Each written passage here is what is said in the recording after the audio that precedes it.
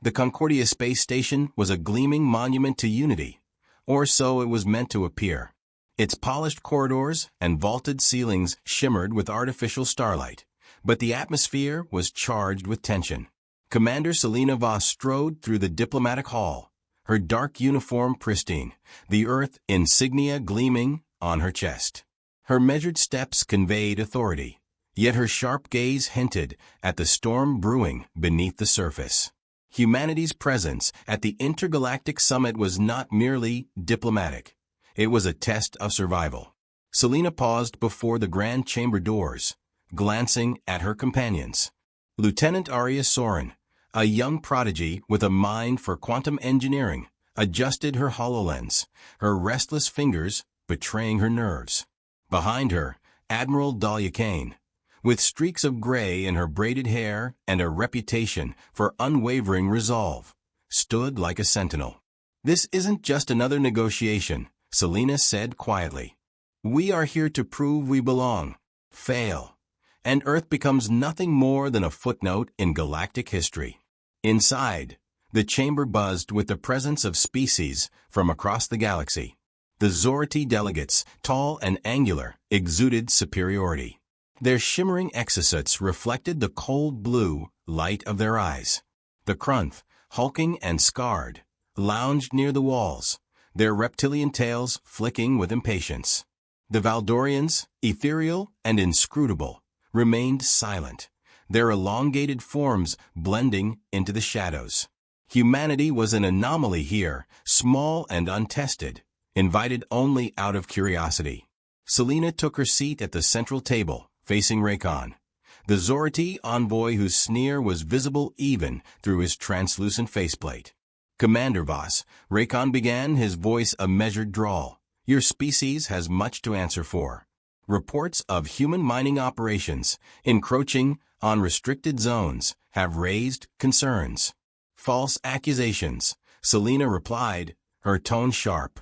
"Our operations have adhered strictly to the treaties signed at Vega Prime. If there's evidence to the contrary, I suggest you present it now." Raycon's smirk widened as a hologram flickered to life above the table.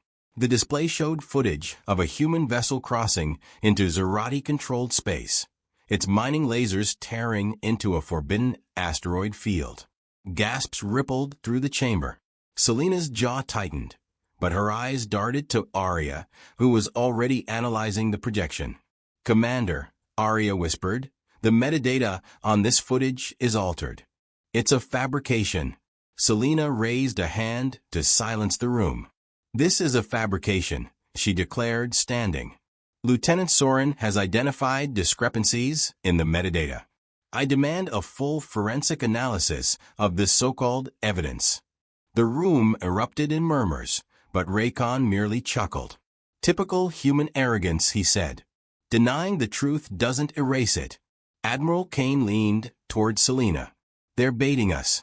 If we push too hard, we risk playing into their hands." Selena nodded subtly, her mind racing. "Then we don't push. We act." She turned back to the assembly. "Humanity will cooperate fully with any investigation. But let me remind you all, this council is built on trust. False accusations undermine that trust, and those who spread them are the true threat to peace." Raycon's smirk faltered for the briefest moment, but the tension in the room remained palpable.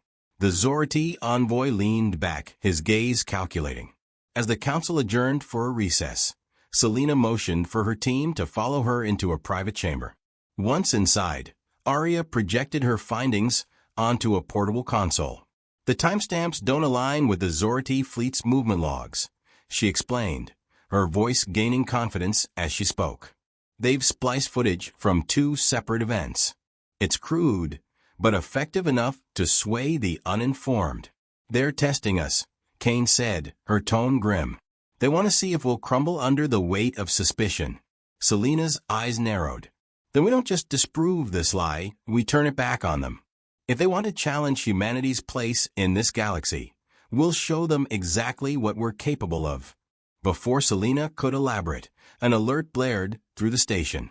The room's lights dimmed, replaced by pulsing red warnings. A voice crackled over the intercom. Attention. An unidentified fleet has entered the Concordia neutral zone. All representatives are advised to remain in secure areas.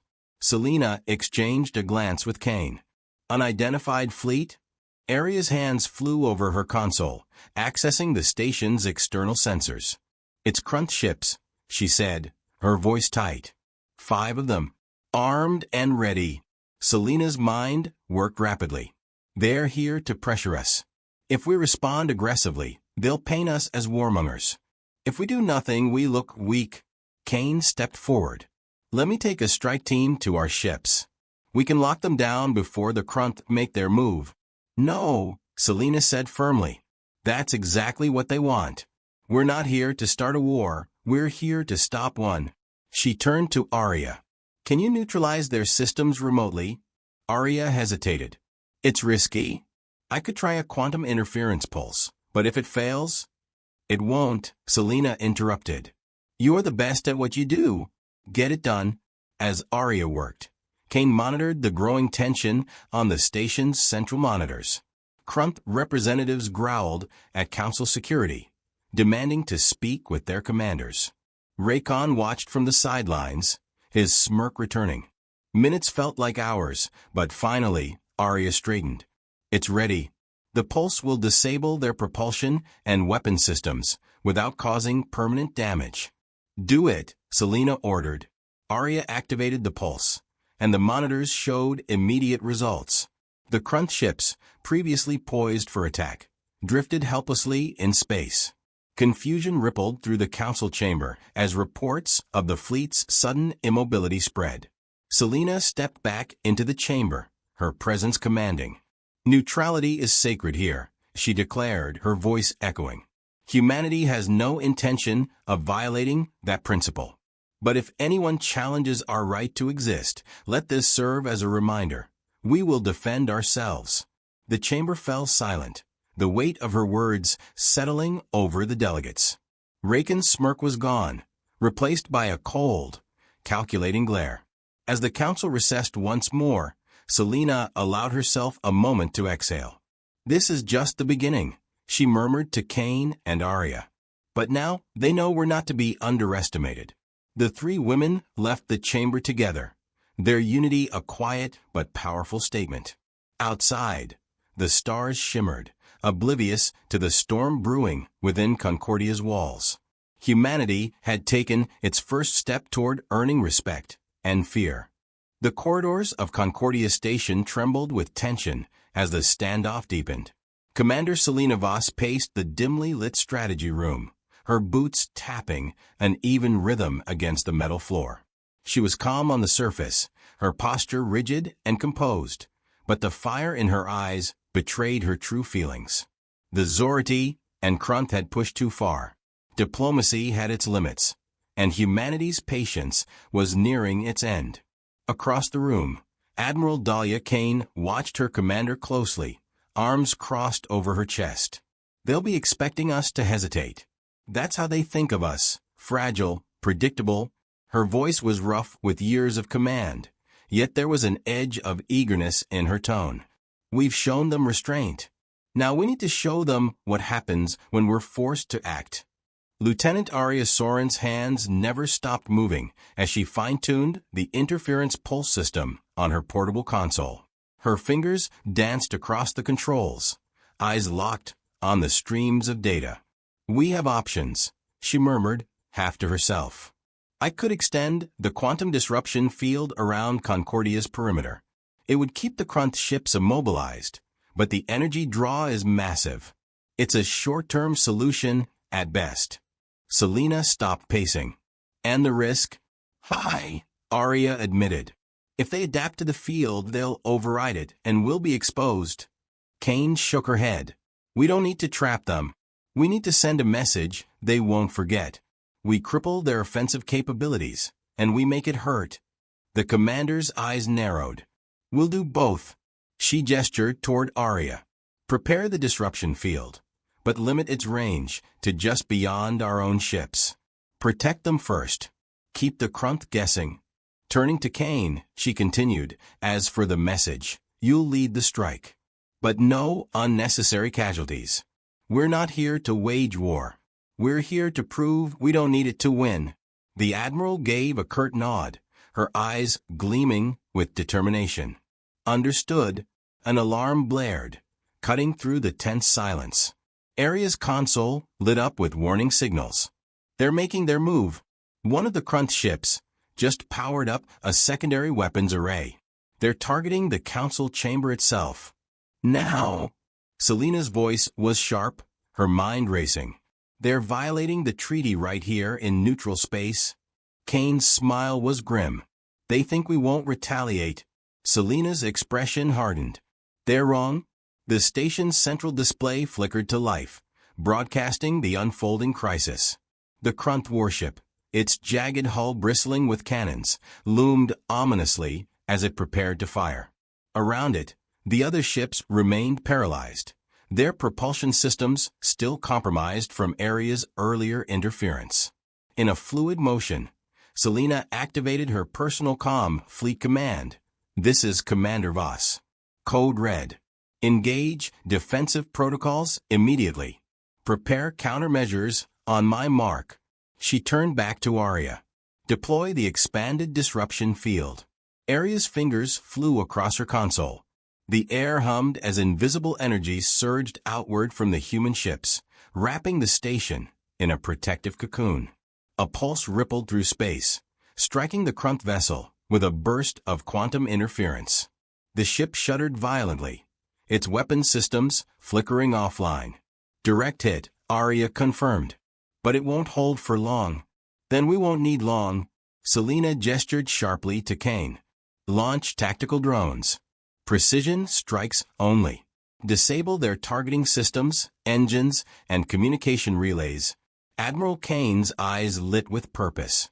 She moved swiftly, issuing commands to her team with the confidence of a seasoned warrior. Within seconds, a swarm of sleek, black drones surged from the human flagship. They moved like shadows, undetectable to all but the most advanced sensors, weaving through the battlefield with deadly grace. The first drone hit its mark, burrowing into the Krunt ship's primary targeting array. A brilliant cascade of sparks erupted as the system overloaded, leaving the massive warship blind and vulnerable.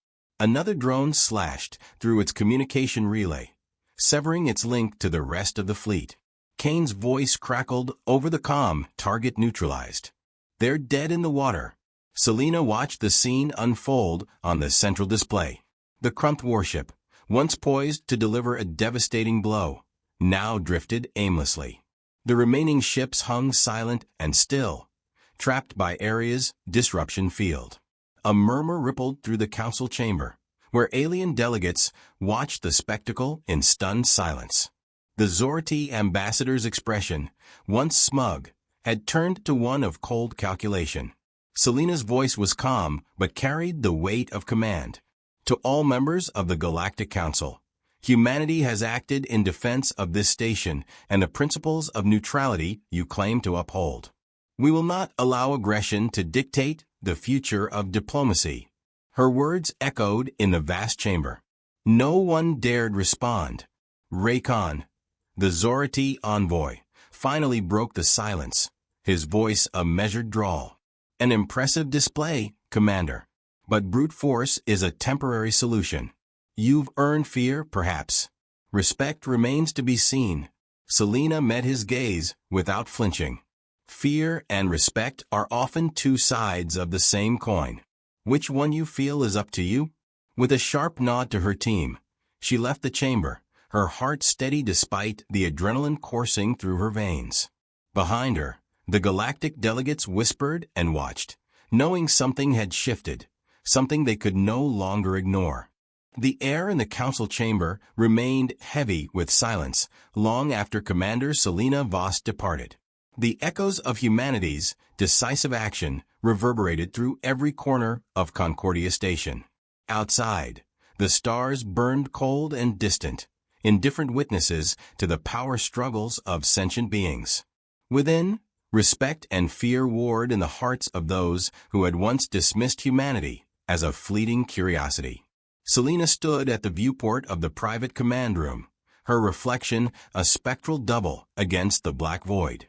Her hands rested lightly behind her back, but her mind was anything but still.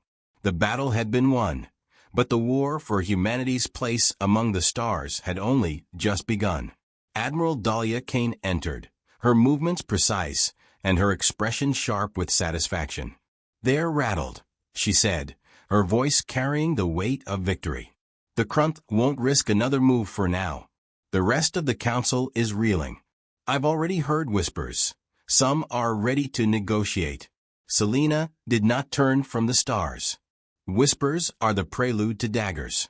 Every alliance they offer will come with strings designed to strangle us. Kane's lips curved into a thin smile. "And we'll cut those strings before they tighten. We've shown them what happens when we're underestimated." A quiet chime sounded as Lieutenant Arya Soren entered, a data tablet clutched against her chest.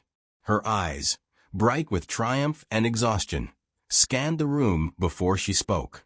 "Commander, I've completed the full analysis of the Krunt fleet's tactical systems. Their protocols are primitive compared to what we've developed. They won't be able to adapt to the interference pulse for weeks, possibly longer." She hesitated, then added, "But they'll learn eventually." "They always do." Selina turned at last, her gaze steady. "Everyone learns, Arya. The question is whether we can keep learning faster." She gestured for Arya to continue.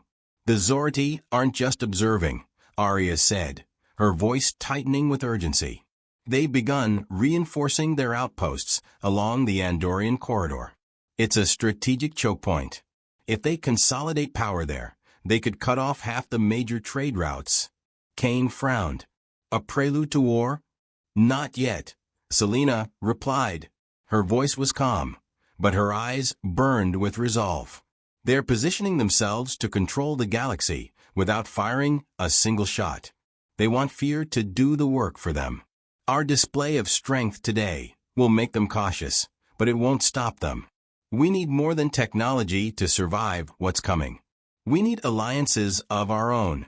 Arya stiffened. "You trust them?" Selina's expression softened, though her resolve did not waver. "Trust isn't required. Only understanding. Fear makes people unpredictable. But predictable fear, that's something we can use." The intercom crackled to life. "Commander Voss, a delegation request from the Valdorian envoy." "Patch it through," Selina said. The holographic form of the Valdorian ambassador shimmered into view, tall and otherworldly, with translucent skin that refracted light like a living prism. Its voice resonated, ethereal and layered, as though spoken from multiple mouths. "Commander Voss, humanity's actions today have stirred the currents of destiny. You tread dangerous waters." Selina's tone was measured. "Better to tread them than drown in stillness." The Valdorian's image flickered, its ever-shifting features inscrutable. "We have observed your kind. Adaptive. Resilient. But power alone does not guarantee survival. You have disrupted the balance. Forces will rise against you." Selina met the alien's gaze without flinching. "Balance is an illusion created by those in control. We've only just begun to claim our place in this galaxy." The Valdorian was silent for a moment longer, then inclined its head. "Beware the price of fear, Commander. It is a blade that cuts both ways." The hologram dissolved into light, leaving the room colder than before. Kane exhaled sharply. "Cryptic warnings won't save them when the Zorti come knocking." "No," Selina agreed, "but they know how the winds are shifting. They'll align with strength when it serves their interests. For now, that's enough." Arya's brow furrowed. "And what happens when we're no longer the strongest?" Selina's voice dropped to a quiet certainty. "We don't have the luxury of being the strongest. We only need to be the smartest and the most determined." The quiet hum of the station filled the silence that followed, a reminder of the fragile calm that hung over the galaxy. Outside, the stars remained silent. But within the heart of Concordia, humanity had made itself heard. and the echoes of that voice would ripple far and wide.